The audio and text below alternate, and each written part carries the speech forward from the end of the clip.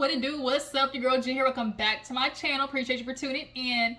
We're gonna talk about the old Southern Belles lady, the collective, Belle Collective. This episode, had some good things going on. It got a little spicy at the end.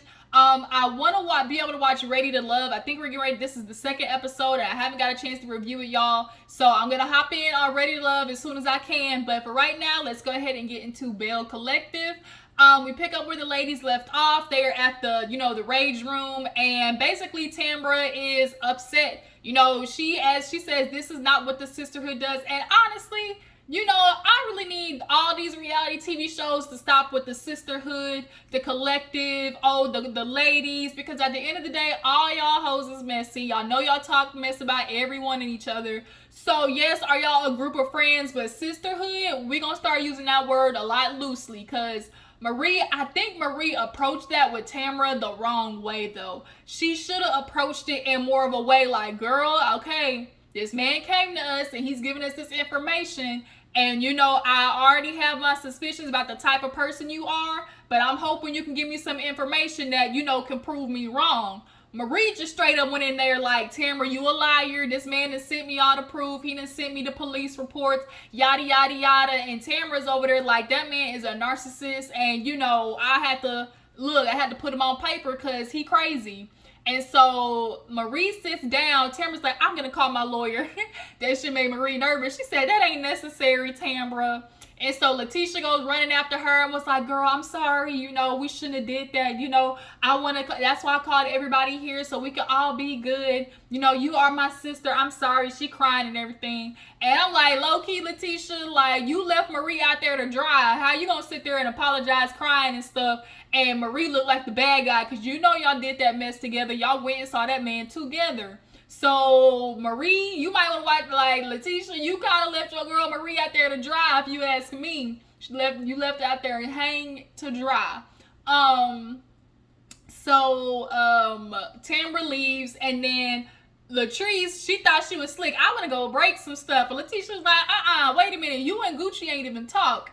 And so basically Gucci keeps saying what she's been saying to everybody. Like, girl, why am I finding out that you purchased, through somebody else? Like, it's all about integrity. And Latrice is like, all this, like, girl, you just mad because I closed with somebody else. You weren't producing. What's her name? Gucci was like, girl, it ain't even about producing. It's about integrity. And Latrice is getting upset. They both stand up, slapping hands, raising their hands and standing up on each other.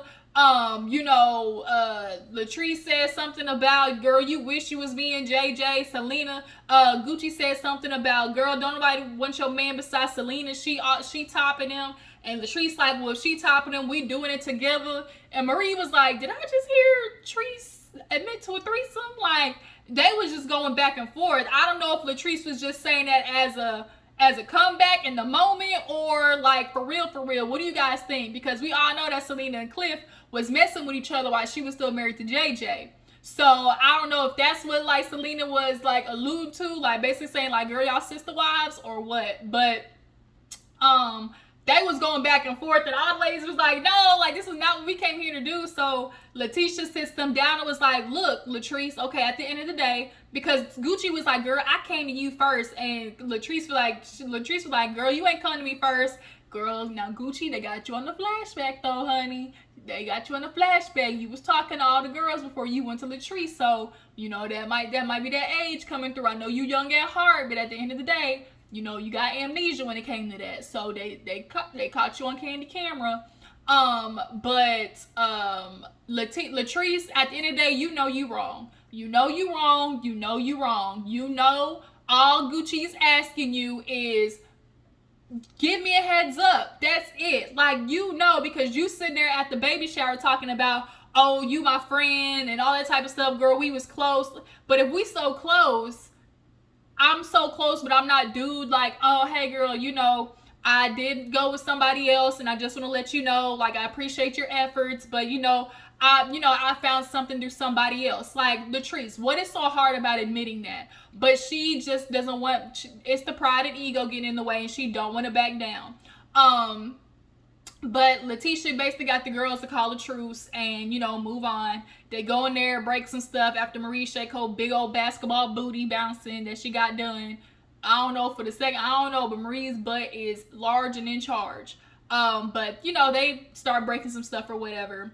And they do the sisterhood. Latisha, I get it. You trying to be the, you know, the HBIC and, you know, get everybody moving and stuff. But if you moving and shaking the way you moving and shaking, going to see Tamra's ex, you not really sisterhoodish. Is all I'm trying to say, Tisha.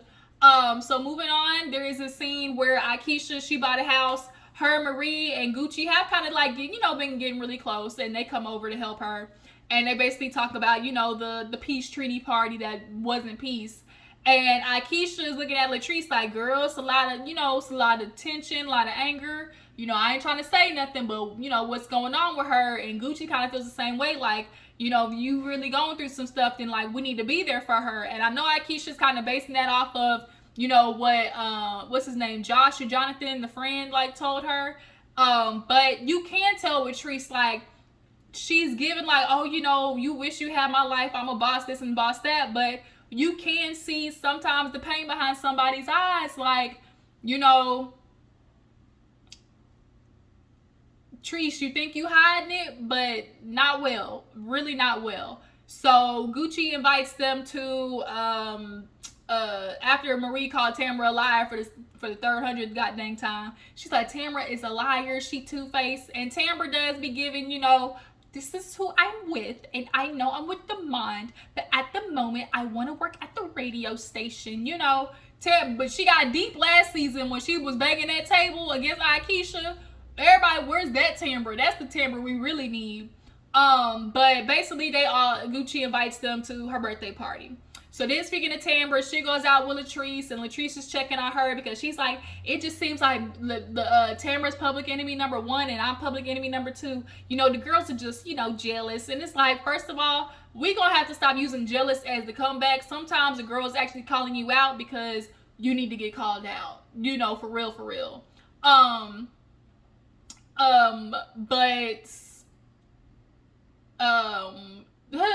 But she is talking to Tambra. She's checking on her, and Tambra's like, you know, I just really feel like, you know, this is just baloney. You know, this is just some bull. Like, you talk about sisterhood, and I'm just really disappointed in Marie because, you know, I thought she was really like my friend. And to sit there and believe this man, and Treese sat there and said something to the extent of like, oh, she knows another girl that he did this to allegedly or something like that. So, you know, it could be like, you know, because these dudes out here is cuckoo for Cocoa Puffs. Like, they crazy.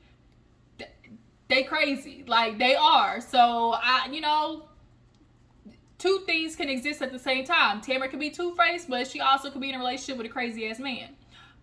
Moving on, Gucci and JJ, you know, they have a nice little breakfast, as the hood folks say, a little breakfast. And they sit down and talk, and she lets him know about the peace treaty or whatever. And she's like, yeah, she was like, me and, you know, Treese, we were going back and forth, and I was telling her, just, you know, owe me that respect. Like, if you went with somebody else, like, just tell me. That's all you had to do. Because that's what Akeisha did. Now, Gucci, when she went over to Akeisha's house, she was like, yeah, she's like, Akeisha was using me too, but she went with somebody else. And I'm like, well, damn. I'm like, now, Gucci, now look. Now, Treese went with somebody else, and Akeisha went with somebody else too. Like, what that say about your production? Like, that they both went with somebody else. Like, girl, is you really on it like you say you are? But nonetheless, you know, JJ got dirty. He ain't liking the fact that, you know, Treese had something to say like, oh, you wish you was me. You wish you was me and Cliff.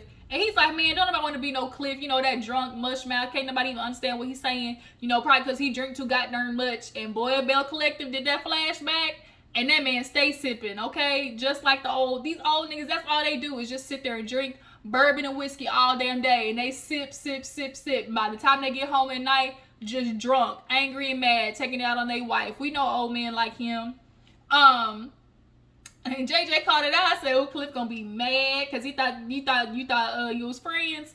JJ not here for. You're not finna come for my wife, okay? You're not finna be expecting my wife to be, you know, treated the way you treat Treese, and that's on God. That's on God, darn it, okay? So the mama come in talking about her coffee, and Gucci roll her eyes like, when is this woman gonna leave my house, okay? So we see a scene with Marie and her mama. Y'all know the mama, she love the drugs.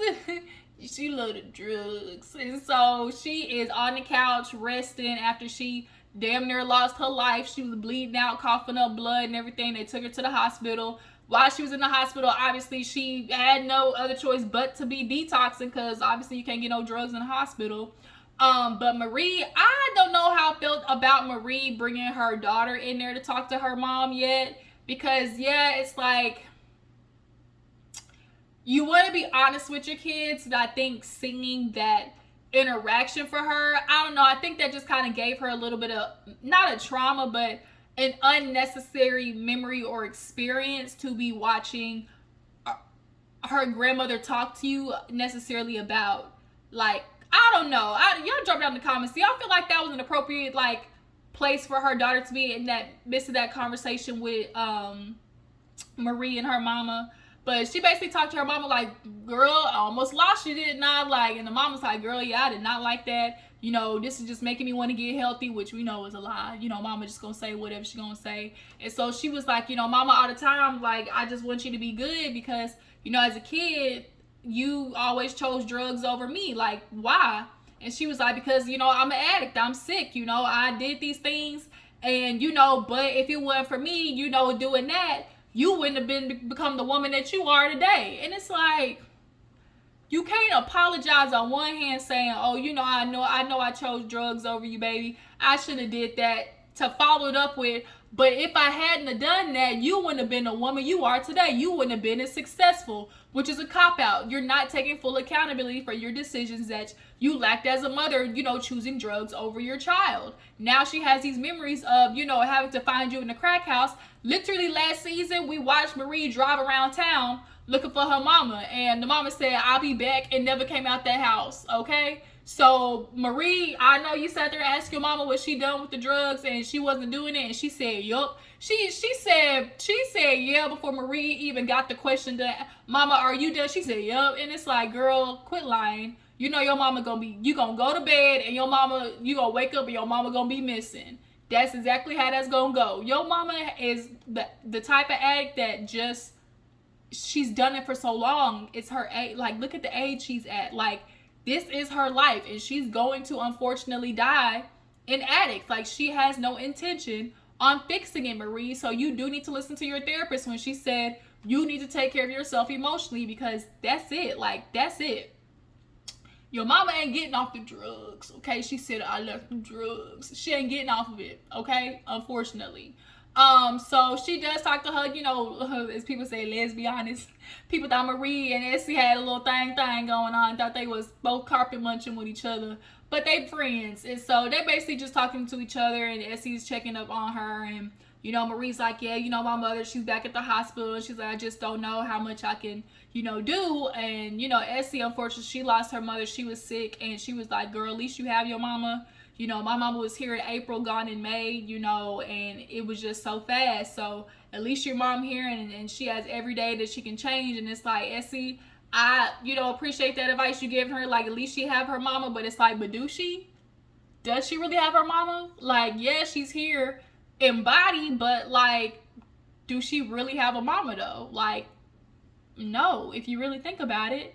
And like, for her to continue doing that with her mom, like going back and forth with, you know, her while she's fighting this sobriety, is just kind of like, why would she continue to put herself in that situation, you know, mentally and emotionally? Like, I just don't think that's healthy advice to give.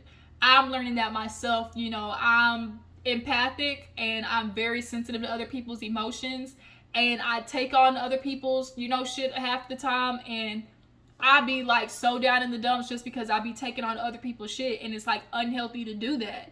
You only have to handle what you have. And so like when she was saying, like, you know, her therapist was basically teaching her, like, you have to eventually, you know, handle all of your stuff, and don't put yourselves in situations that are emotionally draining to you, as they say, emotional leaks. Like, where in your life are you, putting your time and energy, and do you have a leak of emotions going somewhere that it shouldn't be? You got to close that.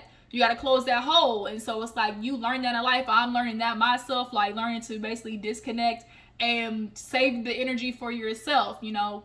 Therapy, y'all, go do it. It's good for you. I know people in the Black community, y'all ain't here for it, but if we want our community to do better and be better, we got to first start with what we handling, like dealing with on our own. And therapy, go do it, people. All right, Marie doing it, and hopefully she gonna learn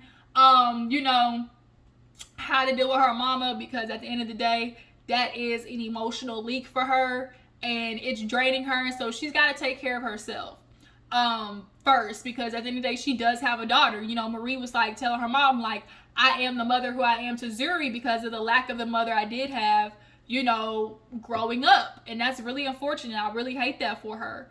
But yeah, that was that scene. And so we finally get to sogucci's party. Okay, it was a black tie-ish event or whatever, and it was pretty. It was really nice, like the decorations, the theme. Gucci had like the all gold, like Grecian dress. It was super flowy. Gucci looked so nice, so pretty. Everybody came with a black. Akeisha, y'all, I'm really liking Akeisha this season. Am I the only one? I'm really enjoying Akeisha, like her energy, what she's bringing to the, just to the group in general. She is not here for the bull. Every time it's a scene, she's like, all right, now I gotta pick up my child. Like, she be like, I'm here and I'm out. I dip. She pulling a real Melody Hole. I'm here so I don't get fined. I'm here so I can get my payment, and then I'm dipping. Okay. But everybody showed up to the party. Gucci being messy because she named a drink after everybody. Now word on the curb is that Tambra might possibly be pregnant with child. Shout out to Color Me Pink. Y'all check out her channel. She said that, she got a little secret tea, that Miss Tambra might be pregnant, and it, her not drinking alcohol at the party might be a little bit of a confirmation.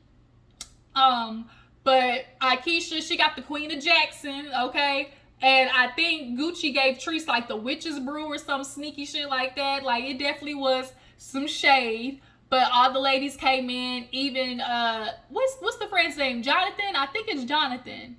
It's not John. I think it is Jonathan. But Treese and Jonathan were in there, and they wasn't really speaking. I don't know if it was because Cliff was there, and Cliff has definitely told Treese basically that Jonathan is the enemy. Remember, he said you fraternizing with the enemy.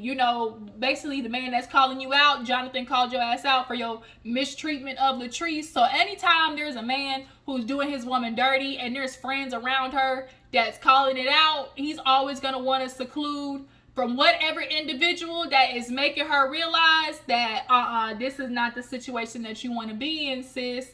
It might be time to run, Forrest, run. But Jonathan looked good. His outfit was cute, thigh highs. Okay, he said, I'm ready to party. So everybody came in. Tambra, she not here for it. She's separating herself from Marie. The party's going good, super fun. Everybody dancing and whatnot. They jigging and going. And then JJ, say, oh, no, hold on. There was this moment that Akeisha went outside with Gucci because Akeisha hadn't seen Jonathan in a minute. She was just checking in on him or whatever. And he was like, yeah, me and Treese, I guess, Akeisha explained how she felt a kind of way. Like, basically, Treese tried to tell Akeisha that Jonathan was only just her makeup artist. Is it Josh or Jonathan? I feel like it's Jonathan. Is it Josh? I don't know. Start with a J. Y'all know what I'm talking about. Basically, Latrice tried to tell Akeisha, like, no, that ain't your friend. That's your makeup artist. And I think she tried to minimize it, basically, in the extent of, like, she probably feels like he's more her friend. And to minimize, basically, like, the information, the validity of the information that he was giving her. Like, oh, he just like a messy makeup artist, kind of thing to me. That's how I took it. But I do appreciate Akeisha basically saying, like, look, I know you have your issues with Latrice, but, I'm going to let you handle that. It's not my job to try to stick up for you or try to, like, get that fixed for you. Like, that's on y'all because that's, y'all's issue. Y'all are going to have to fix that. But, yeah, he felt like he didn't say anything out of line. He said he felt like he's told his experience. I do think overall he was speaking of his experience. The only thing that he should have left out was the fact that they were sleeping in separate bedrooms. That wasn't your business to tell. I think that's the only thing where he went wrong. But overall, like, speaking of his experience with Cliff, he has every right to speak about his experience with Mushmouth Cliff. Speaking of Cliff, his ass is out of line. So JJ got a surprise for his wife, god darn it. And everybody's like, okay, what we doing? And so I thought he was going to take her outside to give her a car when he had her walking away. But he walked her away to a seat. And I'm like, okay, what's going to happen? Next thing you know, a Bolo-esque, if y'all know what I'm talking about, if y'all watch Real Housewives of Atlanta, y'all know what I'm talking about, a Bolo-esque creature came out there strutting his stuff.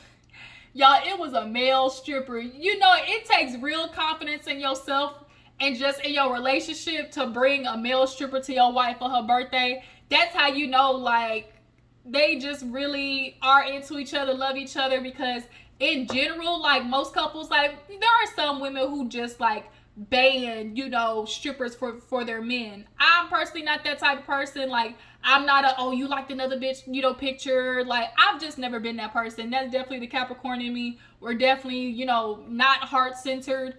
And so emotionally, like, we just be detached type of human beings. So I'm not the jealous type. I'm not the, oh, you liked another girl's picture, oh, you can't go to the strip club type. I'm not that type. Like, and so for JJ to be a man and feel okay giving his woman a stripper, especially in front of everybody, you know, it was entertainment. It was fun. So he come out. Everybody was like, whoa, wait a minute. And then he came out with this. He came out with this swinging everywhere. And everybody was like, did you see Akeisha's face, though? That took me at. Akeisha's face was like, she was looking like. And then Cliff, he jealous, he mad, talking about, that thing fake. Y'all know if y'all saw his little, that thing gotta be fake. No. Cliff, there's other people out in the world that's, you know, dang-a-lang-a-lang-a-langing, all right? Unfortunately for you, I know Teresa's, you had to keep Teresa, boy, he had Teresa on a lock, okay? She was standing right next to him. He did not let her go. And Latrice, I know you wanted to be like, go get it, go ahead, go get it, girl. You know, put the dollar bills, you know, sift them out there for everybody, you know, make it rain. But Cliff was on that ass. He was like, not on my watch, not on duty, not on duty. So she, Gucci was enjoying it. Now Marie was enjoying it. Okay, Marie, now you got a little too hyped. I don't know if you gave that man your number when y'all got done, but that's what it was looking like. Because Marie would say, I'm a back, girl, you look good when you back that thing up. Okay, she was backing it up. And Latisha, she was enjoying it, you know, making it rain. Everybody was having a good time. Then Tisha's like, all of a sudden, my phone is ringing off the hook. It's Glendale, because he was gone. I don't know if he was at work or what, because, you know, y'all know Glenn, he be gone. If he gone, he's supposed to be on some ship somewhere, but you never know with that nigga, because he a cheater, pumpkin eater. But he like, man, what you doing? And she like, what are you talking about? He said, well, I got Cliff text me talk about, oh, your wife out here being disrespectful. Latisha like, man, F Cliff. Like, you ain't sitting there getting ready to try to treat me like Cliff treat Treese. Like, I'm not that bitch. You're not finna do that to me. Man, as long as you got my last name, you gonna make sure you respect me. Oh, really? We want to talk about respect now? Oh, bruh. Don't you remember that last season, last reunion, we literally just had to do a DNA test to make sure a baby wasn't yours? And you want to talk about respect the last name? Man, F out of here. And I hate when it's men like Cliff who run their household like a sergeant, and like y'all see other men who are not like that with their wife, and y'all want to try to like poke and make sure they be running their household like, you know, they woman like they child. Like, I am grown. You not finna act like you gonna tell me something and I'm just gonna sit there and listen like I'm your daughter and like I can't handle myself as a grown woman. Miss me with that. That's what Anthony be doing on Love and Marriage Detroit. He be trying to like push other men in their households be operating the same way. Like, oh, I'm supposed to be able to say what I'm doing. I'm just gonna go, and your wife is just supposed to take it. No, absolutely not. And I'm glad Tisha checked him. Like, yo, if you don't get the fuck off my phone trying to talk to me like Cliff talked to Treese, get out my face. And so next episode, we're going to see Cliff and Tisha get into it. But that's the Belle Collective, y'all. I appreciate you for tuning in. Tell me, who do y'all think? Y'all feel like Treese knows she wrong and should apologize to Gucci? Do you guys feel like Treese is in, you know, not in a good relationship with Cliff and ready to go? Who else? I think that's it. And guys, who do you believe in the Tambra? Do y'all believe Tambra or do y'all believe the ex? Okay, who do y'all believe? I appreciate y'all for tuning in. Make sure to follow my Instagram and Twitter. I'll catch you later.